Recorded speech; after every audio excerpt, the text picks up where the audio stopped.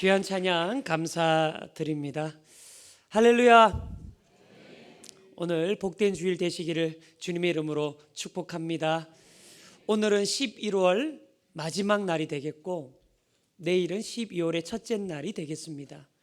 교회 절기로 보자면, 교회력으로 보자면 예수님의 오심을 기념하는 12월 성탄절을 기점으로 오늘이 대림절 또는 대강절 첫 번째 주간에 해당하는 주일이라고 할 수 있습니다.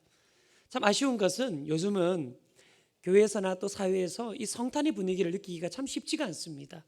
사회에서 보자면 백화점 정도 가야지 그래도 크리스마스의 분위기를 조금 느껴볼 수 있을 것 같습니다.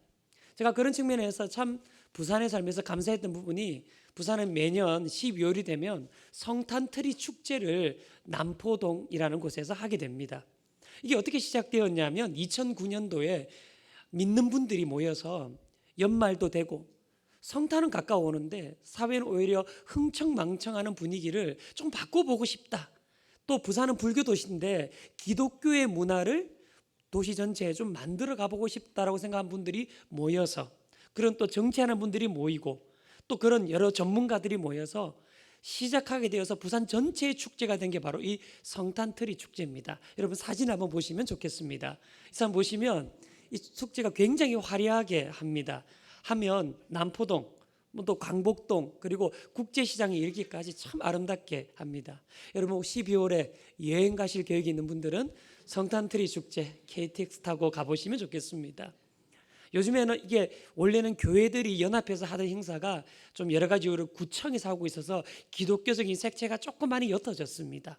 그래도 다시 교회들이 힘을 모아서 다시 우리가 이 행사를 좀 주최를 해보자 하는 그 힘을 모으는 운동이 조금씩 일어나고 있는 중에 있습니다. 저는 우리 대한민국 사회 안에 이런 성탄의 분위기가 많아졌으면 좋겠습니다. 그리고 교회 안에서도 이런 성탄의 분위기가 더 충만해졌으면 좋겠습니다.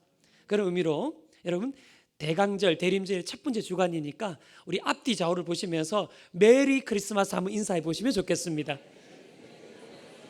예, 자 우리 뒤에 있는 분들에게도 앞뒤로도 한번 해주시면 좋겠습니다. 메리 크리스마스. 아멘이십니까? 오늘 이사야서 11장의 말씀이 어떤 말씀이냐? 바로 그 예수 그리스도께서 그날에 우리가 읽었던 본문의 말씀처럼 그날에 바로 그 2000년 전에 이 땅에 오시게 될 것이다. 그것을 선포하고 그것을 예언하고 있는 말씀이 바로 이사야 11장의 말씀이라고 할 수 있습니다. 그 11장의 바로 그 10절의 말씀을 1절에 다시 한번 이 땅에 오실 메시아에 대해서 반복적으로 말씀하는데 우리 1절의 말씀 합독해 봅니다. 1절입니다. 이새의 줄기에서 한 싹이 나며 그 뿌리에서 한 가지가 나서 결실할 것이요. 이새의 줄기, 10절은 이새의 뿌리, 거기서 한 싹이 나서 결실하게 될 거라는 메시아가 올 것이라는 것에 대해서 지금 말씀하고 있다는 거예요. 그런데 한 가지 좀 특별한 표현이 있네요. 여러분 예수님이 오신다는 것을 어떻게 표현하느냐, 1절 다시 한번 보시면 이새의 줄기다 이렇게 말합니다. 이새의 줄기다. 여러분 이 표현이 좀 이상하지 않습니까? 여러분 예수님의 계보를 말할 때 많은 경우는 다윗의 계보를 따라서, 굳이 여기서 표현하자면 다윗의 줄기를 따라, 다윗의 뿌리를 따라 오셨다 이렇게 말해야 될 텐데 지금 뭐라고 하느냐, 이새의 줄기, 이새의 뿌리를 통해 이 땅에 오셨다 이렇게 말하고 있습니다. 여러분 질문합니다. 이새가 누굽니까? 예, 많은 분들이 대답하셨습니다. 다윗의 아버지입니다. 아버지. 이새라는 사람은요 사실요 아무 특별할 것도 없는 사람입니다. 사실은 그냥 목동의 한 사람에 불과합니다. 그런데 이새의 줄기라고 말합니다. 보통요 다윗을 지칭할 때 이새의 아들이다 이렇게 말하면 보통 어떤 의미냐, 다윗을 낮추는 표현입니다. 이 표현 제일 많이 쓴 사람이 누구냐, 사울왕입니다. 사울왕. 여러분 사무엘상 22장 7절 한번 보십시오. 사울 곁에 선 신하들에게 이르되 너희 베냐민 사람들아 들으라. 그 다음에 뭐라고 되어 있습니까? 이새의 아들이 너희에게 밭도 포도원도 주겠느냐, 천부장 100개 백부장을 삼겠느냐. 이게 무슨 말이냐면 지금 도망치고 다니는 아둘람 굴에 있는 다윗이 너희에게 논을 주겠냐, 밭을 주겠냐, 포도원을 주겠냐, 자리를 주겠냐? 아무것도 줄 것이 없는 사람이다, 아무것도 아닌 사람이다라고 말할 때 그때 말하는 표현이 뭐냐? 이새의 아들이다, 그 말입니다. 그러니까 예수님이 이 땅에 오심을 말하면서 이런 낮추는 표현을 썼다는 거예요. 이사야 선지자가. 여러분, 이게 무슨 말이겠습니까? 이게 어떤 의미가 있겠습니까? 예수님이 이 땅에 오실 때, 그날에 2000년 전에 이 땅에 오실 때는 다시 말하면 가장 낮은 모습으로 오신다는 거예요. 가장 낮은 곳으로 오신다는 거예요. 가장 작은 마을 베들레헴에 오시고 말구에 오시는 낮은 모습으로 오신다는. 그런데 이게 왜 중요하냐? 그렇게 낮은 모습으로 오시니까 한 가지 사역을 이렇게 행하시는 모습이 있습니다. 3절입니다. 같이 합독합니다. 그가 여호와를 경외하며 즐거움을 삼을 것이며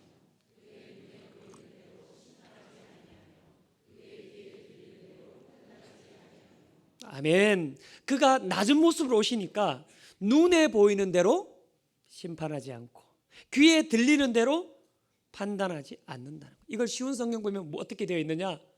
그는 겉으로 보이는 대로 판단하지 않고 다른 사람이 하는 말을 듣고 쉽게 판단하고 심판하지 않는다, 이렇게 되어 있습니다.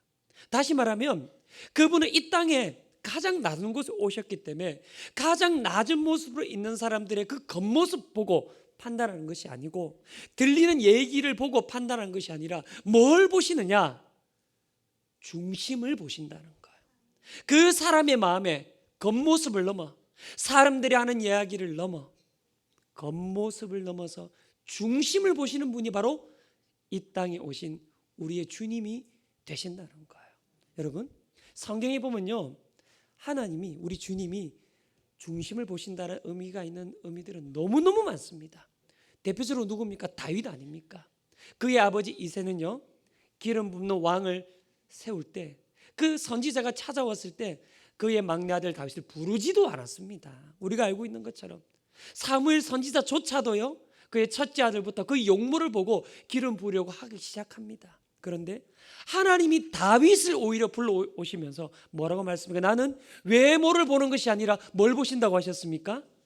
중심을. 아멘입니다. 중심을 보신다는 거예요. 신약으로 넘어와도 마찬가지입니다. 여러분, 누가복음 21장 보게 되면요, 가난한 과부가 등장합니다. 그리고 그 헌금 두렙돌이라는 아주 작은 헌금을 드립니다. 그런데 예수님이 그 과부의 중심을 보시고 다른 사람이 드린 것보다 가난하지만 가장 많은 것을 드렸다고 말씀하시는 겁니다. 그게 우리 주님이십니다. 여러분, 세리 삭개오도 마찬가지입니다. 삭개오 뽕나무에 올라가 있는 모습 보고 사람들은 세리고 그 사람이 이기적이다 생각하며 그를 멀리했지만 하나님 예수님은 그의 중심을 보시고, 삭개오야, 주님을 사모하는 그 중심을 보시고 내려오라, 내가 너희 집에 유하겠다라고 말씀하시는 겁니다. 여러분, 베데스다 연못가에 38년 된 병자가 있습니다. 38년 된 병자이니 사람들이 다 포기합니다. 그런데 예수님은 그의 마음속에 낫기를 원하는 마음의 중심이 있다는 것을 아시고 내가 낫고자 하느냐, 그리고 그를 고쳐 주셨습니다. 여러분, 기억하십시오. 주님은 우리의 겉모습만을 보시는 분이 아니라 중심을 살피시고 중심을 헤아려 주시는 분이신 줄로 믿습니다. 그때로부터 지금까지 인생의 무거움을 가진 자, 인생의 억눌림을 가진 자, 그래서 너무나도 초라한 삶이라고 할지라도 주님 앞에 나가면 그의 마음에 헤아림을 얻고 그가 다시 일어나게 되고 그가 다시 길을 발견하게 되는 놀라운 복음의 역사는 2000년 전 이래로부터 계속 일어나게 된 줄로 믿습니다. 바로 중심을 살피시는 우리 주님이십니다. 제가요, 청소년 사역을 하면서 이전에 가르쳤던 학생들에게 참 자주 했던 말이 있습니다. 그게 뭐냐? 너희들이 하나님 앞에서 많이 울게 되면 세상에서는 울 일이 적어지게 된다.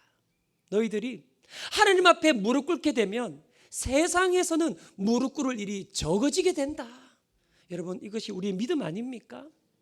하나님 앞에서 우리가 많이 울게 되면 중심을 보시는 하나님께서 세상의 울 일을 적게 만들어 주시는 줄로 믿습니다.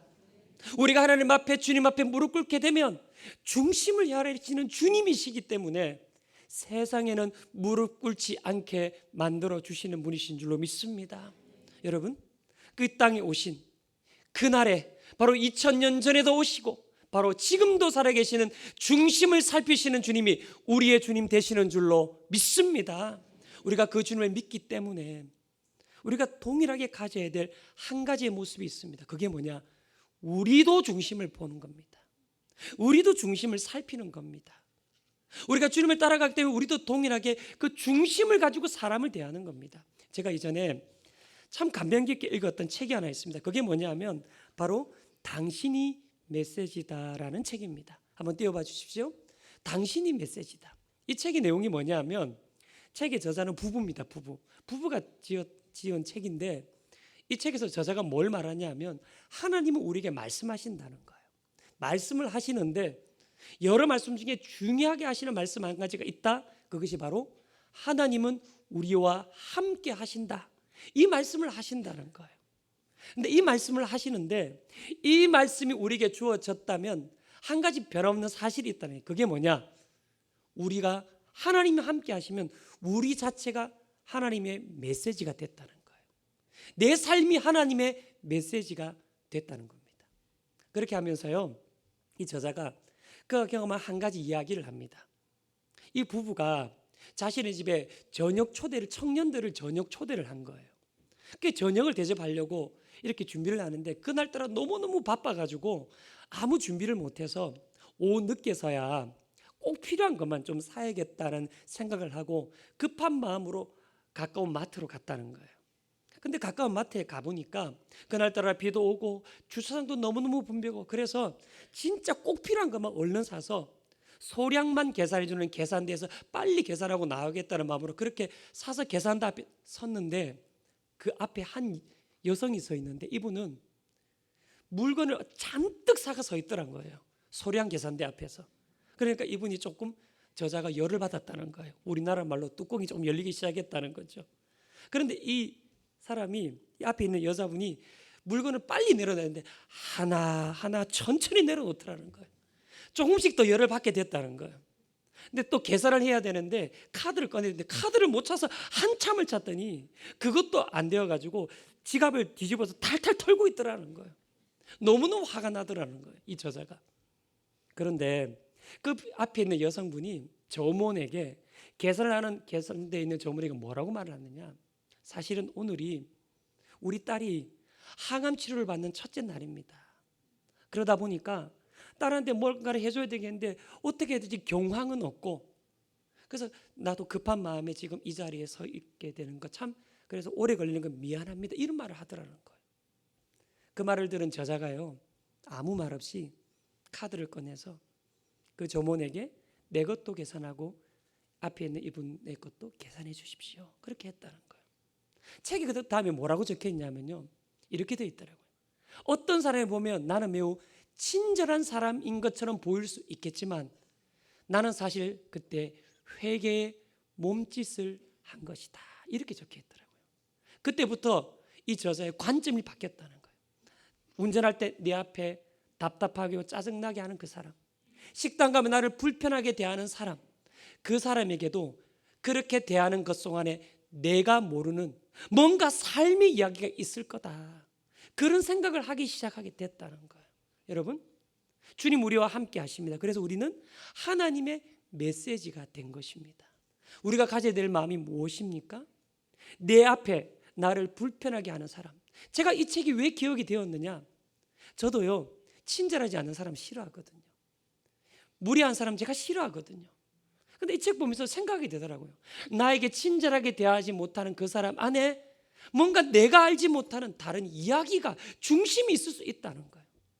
나를 불편하게 대하게 하고 나를 어렵게 하는 그 사람 안에 내가 알지 못하는 마음의 다른 이야기 중심이 있을 수 있다는. 그래서 나를 불편하게 대하는 그 사람이 어쩌면 내가 제일 필요한 사람일 수 있겠다는 생각을 하게 됐다는 거죠. 사랑하는 여러분, 우리도 마찬가지입니다. 이 땅에 오신 예수님, 우리의 마음의 중심을 헤아려 주시는 줄로 믿습니다.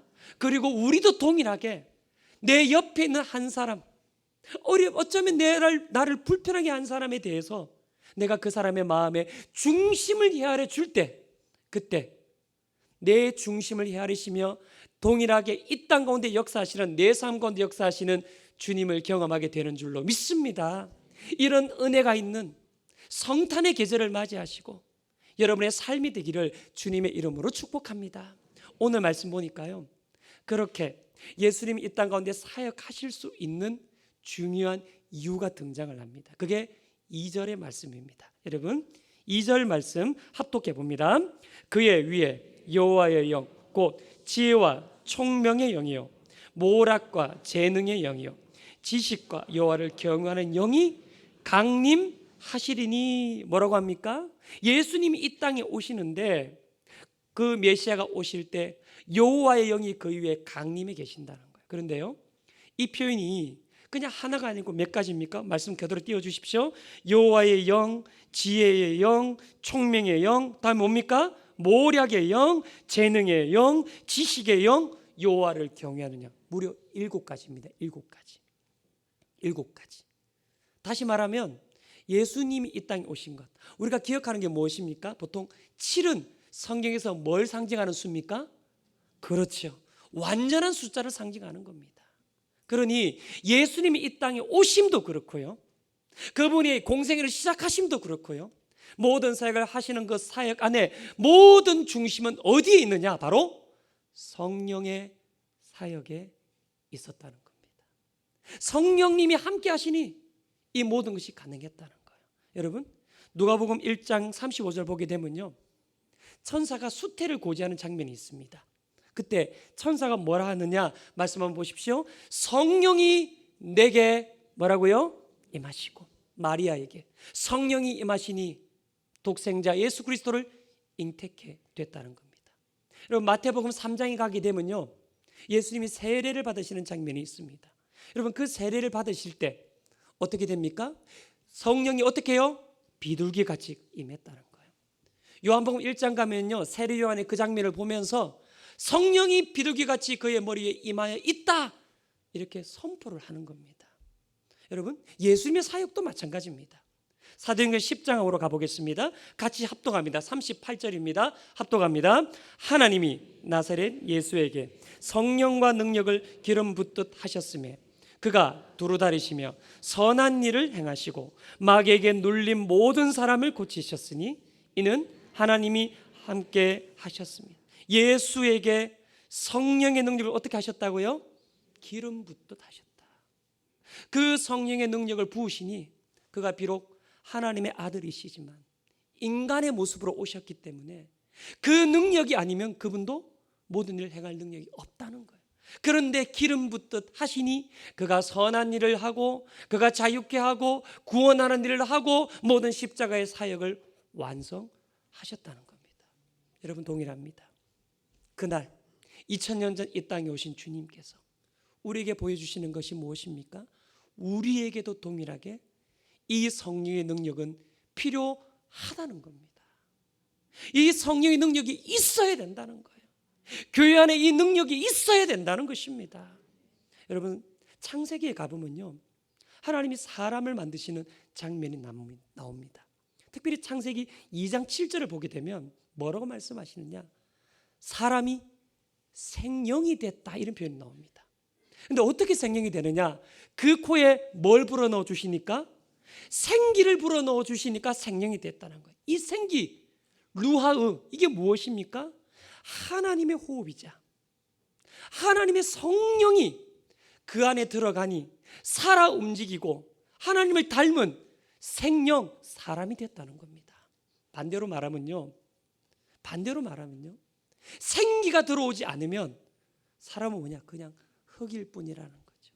생기가 들어와야 사람이 되는 것이고 생명이 되는 것이고 살아 움직이는 사람이 되는 것이고 생명력 있는 사람이 된다는 것입니다.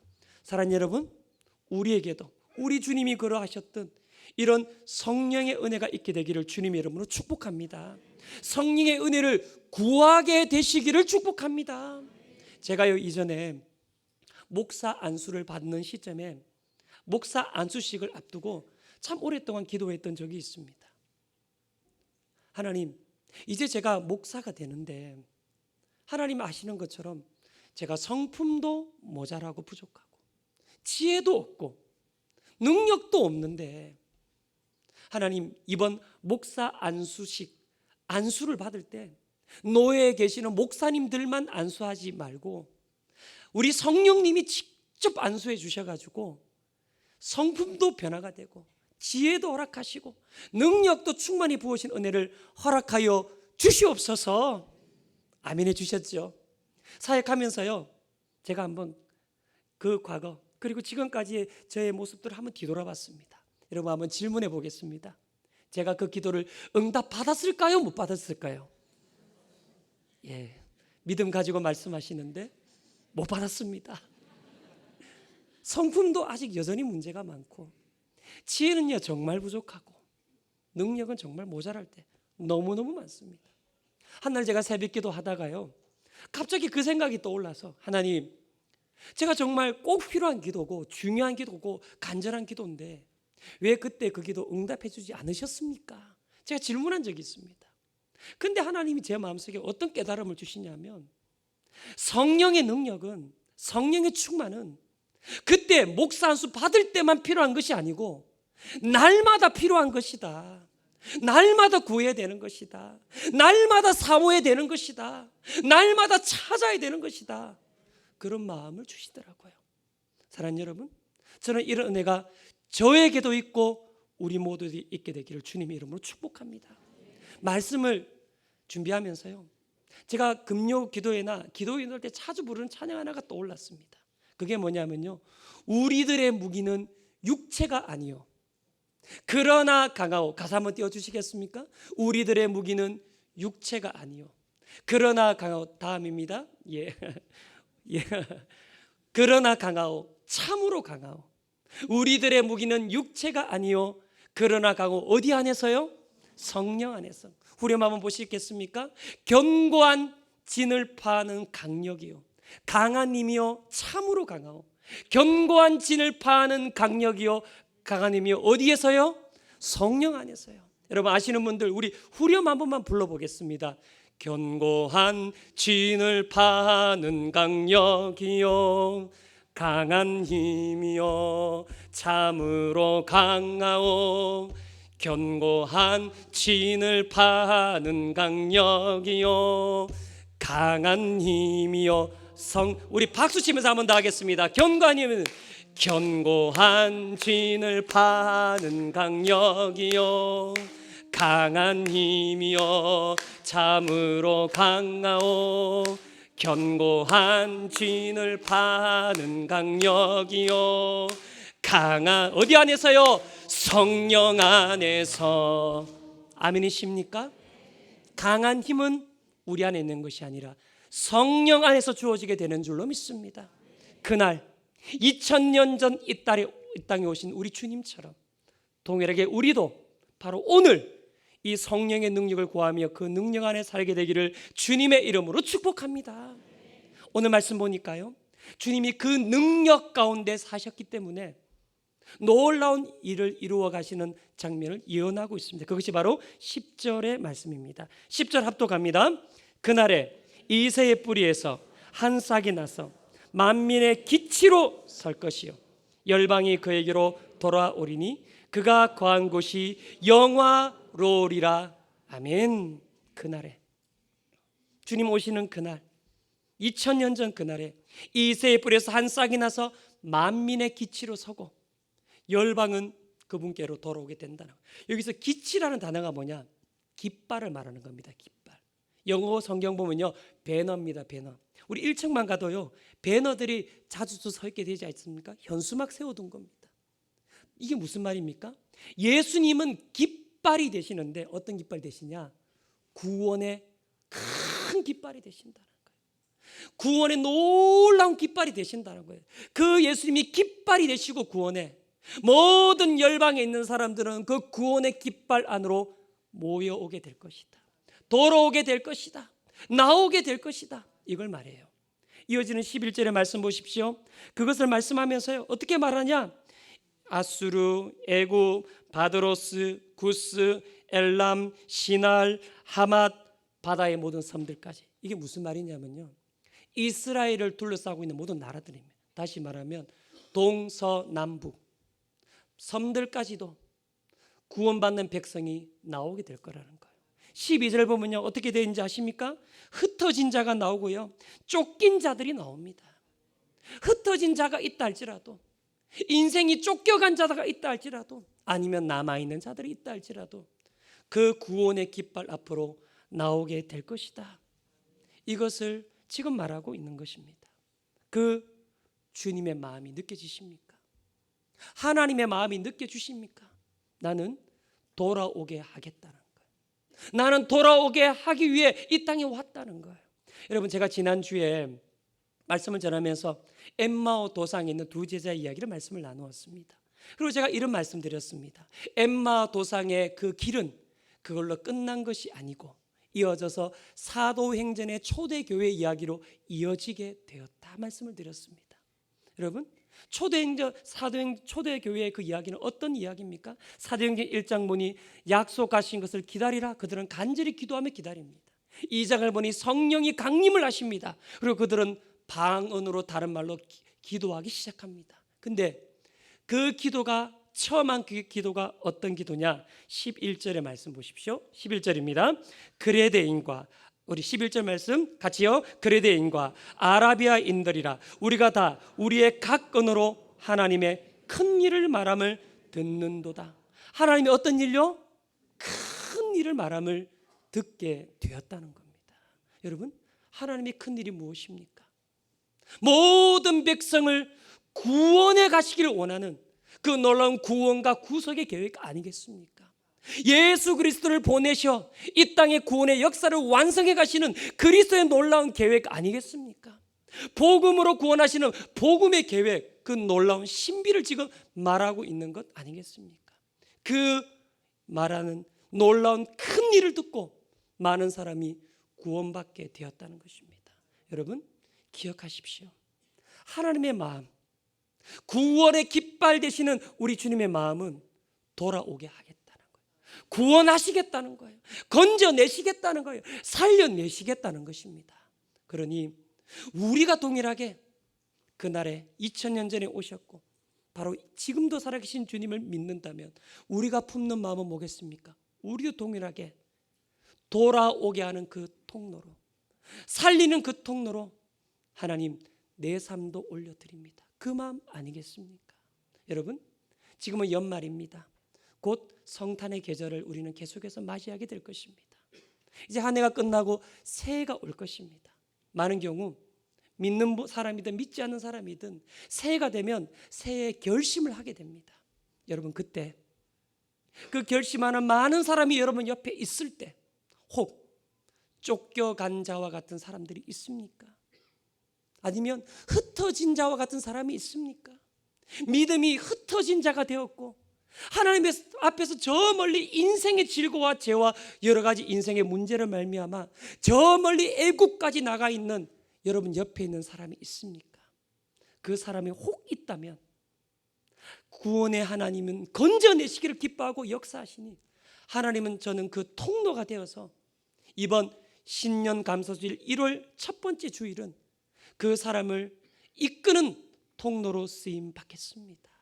그 사람을 세우는 통로로 쓰임 받겠습니다. 이것이 우리 주님이 기뻐하시는 마음 아니겠습니까? 제가 말씀을 마무리하면서요, 제가 당신이 메시지입니다 책을 읽으면서 그 무렵쯤에 알게 된 한 가지 시를 여러분과 나누면서 말씀을 마무리하고 싶습니다. 여러분이 자주 들었을 정호성 시인의 시입니다. 제목은 이런 것입니다. 낡은 의자를 위한 저녁 기도. 시가 좀 길기 때문에 중간중간 제가 조금 뛰어넘도록 하겠습니다. 읽어드립니다. 그동안 내가 앉아있던 의자들은 모두 나무가 되기를, 더 이상 봄이 오지 않아도 의자마다 싱싱한 뿌리가 돋아 땅속 깊이 실뿌리를 내리기를, 실뿌리에 매달린 눈물들은 모든 작은 미소가 되어 복사꽃처럼 환하게 땅속을 밝히기를, 그동안 내가 살아오는 동안 있었던 의자들은 모두 플라타너스 잎새처럼 고이 바람에 흔들리기를, 더 이상 새들이 날아오지 않아도 높게 가지를 뻗어 별들이 쉬어가는 숲이 되기를, 쉬어가는 별마다 새가 되기를. 그리고 제가 참 마음에 와닿았던 부분입니다. 이어지는 부분입니다. 나는 왜 당신의 가난한 의자가 되어주지 못하고 당신의 의자에만 앉으려고 허둥지둥 달려왔는지, 나는 왜 당신의 의자 한번 고쳐주지 못하고 부서진 의자를 다시 부수고 말았는지, 제 모습을 돌아보게 되더라고요. 허둥지둥 내 의자에만 앉으려고 달려오는 내 모습. 근데 더 마음에 와닿는 부분이 있었습니다. 그 다음 부분입니다. 산다는 것은 결국 낡은 의자 하나 차지하는 일이었을 뿐, 작고 낡은 의자에 한번 앉았다가 일어나는 일이었을 뿐. 산다는 것은 결국 낡은 의자 하나 차지하는 일이었을 뿐. 이 대목이 너무 가슴에 와닿더라고요. 여러분, 예수님이 없는 사람들은요, 이 땅을 아무리 열심히 살아가고 떵떵거리며 살아갈지라도 작은 낡은 의자 하나 차지하는 일밖에는 아닌 것입니다. 혹시 이 자리에서 내 삶을 보니까 너무 초라해서 작은 낡은 의자 하나 이제 겨우 가져가고 있는 인생의 모습인 것처럼 여겨지는 분이 계십니까? 혹그란 삶일지라도 구원의 깃발이 되시는 주님, 놀라운 구원의 승리가 되시는 그 깃발 아래로 한 사람을 내 인생의 의자에 앉혀서 그 주님께로 나가는 통로가 되었다면 그 사람의 삶은 가장 복된 삶이요, 구원의 깃발이 되시는 주님께서 붙들어 주시는 삶이 되는 줄로 믿습니다. 여러분 기억하십시오. 우리 주님은 영광의 보좌에 앉아 계십니다. 영광의 보좌에 지금도 앉아 계시고 우리를 바라보고 계십니다. 그리고 지금 내 인생의 삶이 낡은 의자라고 할지라도 주님을 앉혀드리고 한 영혼을 앉혀드린 그 사람을 바라보시며 두 팔 벌려 그 사람을 안으시고 영광의 면류관을 씌우시며 그의 삶 끝까지 동행하시며 은혜를 베풀어 주시는 분이신 줄로 믿습니다.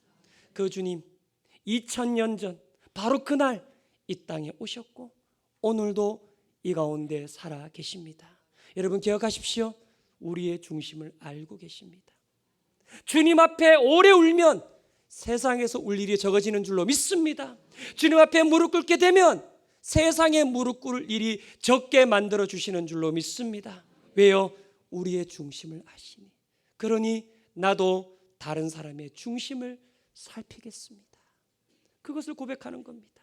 그 주님 성령으로 오셨고 성령으로 시작하셨고 성령으로 완성하셨기에 나도 주님 이 땅에 지금도 살아계신 주님 바라보고 성령을 구하며 살아가겠습니다. 무엇보다 내 인생의 의자가 아무리 초라할지라도 주님 앉혀드리고 구원받을 그 영혼을 앉혀드림으로 영광의 보좌 앞에 서게 되는 놀라운 그날, 그리고 바로 오늘이 되어지기를 주님의 이름으로 축복합니다. 축복합니다. 기도하겠습니다.